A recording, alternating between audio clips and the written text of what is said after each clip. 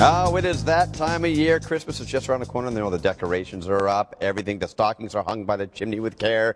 You got everything laid out, and it's a really screwy time for pets because you never know. They can get into anything. They could get injured. They could eat the creche. They could do all sorts of things. This is what you had to say about all this. We don't hang anything that she could chew on, but the decorations are all glass, and she doesn't bother with them. So, like, we don't hang tinsel or anything like that. When we put the tree up the very first night and woke up in the morning, the tree was down completely. A bunch of ornaments were broken and stuff like that, and he was sitting underneath the tree eating the ornaments.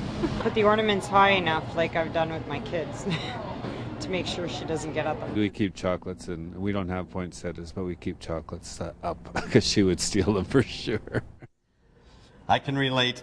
And here's Andrea Render, of course, the practice manager with Animal Hospital of Manitoba. Thanks for coming down. You're welcome. Thank you for not scolding me, because I shared a story about my dog. Last week, ate a whole bowl of Hershey's Kisses, foil, and all my fault. I shouldn't have had him out.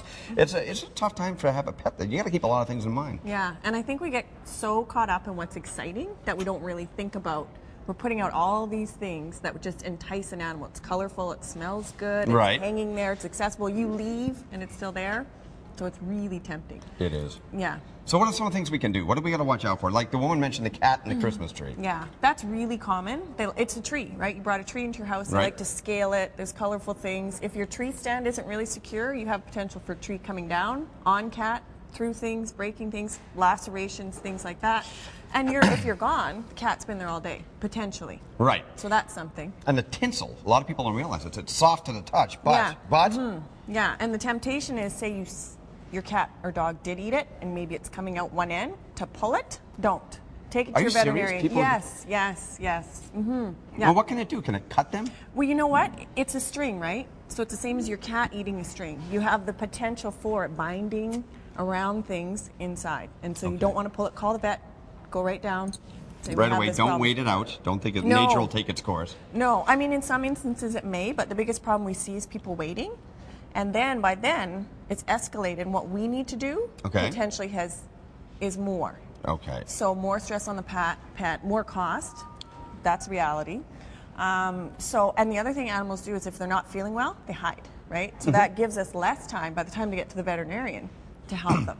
Now, I mentioned the chocolate. Yeah. Dark chocolate is the danger here. Dark is, but we say Any chocolate. Okay. Because, if you think your pet's eating it, is now the time to decide how dark was it? That kind of thing. Phone your veterinarian, say this is what's happened, because there are certain steps we need to take if they've ingested a chocolate that is toxic to them. And again, it's a time factor. So the longer you wait, hoping, the less maybe we're able to do, or the more we have to do. It can be fatal. It can be. Okay, that's not a good. That's No. some really dangerous Grapes stuff. and raisins too. You don't think of those ones with kids, but that's another toxic one for pets. Really? Yeah. Grapes and raisins? I did not know that. No, many don't.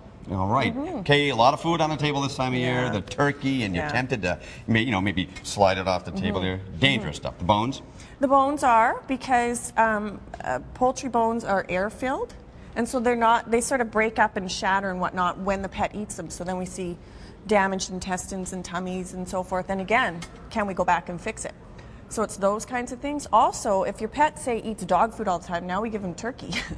That's going to be an upset tummy. That's going to be a very upset tummy, and you do not want that. That's right. And something about here, I get right down here, rabbits and electrocution. Yeah, rabbits are chewers.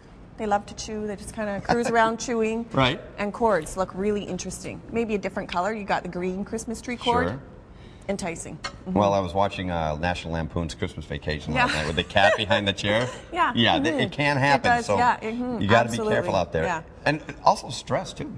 Yeah, stressful. I mean, our routines are off, our schedules are off. Fluffy, maybe you're going to parties after work. Fluffy's going, what, you didn't come home and feed me? Right. Animals are very ritualized. They know when you come and go. And when you come and go at a different time, it's really stressful for them. So then you may see inappropriate behaviors because they're stressed. And then you're going, well, why are you doing this? And sort of annoyed with them, but it's really the patterns we've broken, and they don't understand why. Okay. No one said it's Christmas. I mean, they kind of figured it out, but Yeah, well, everything, honest to goodness, it's like the tree, as soon as it went up in our house, both cats were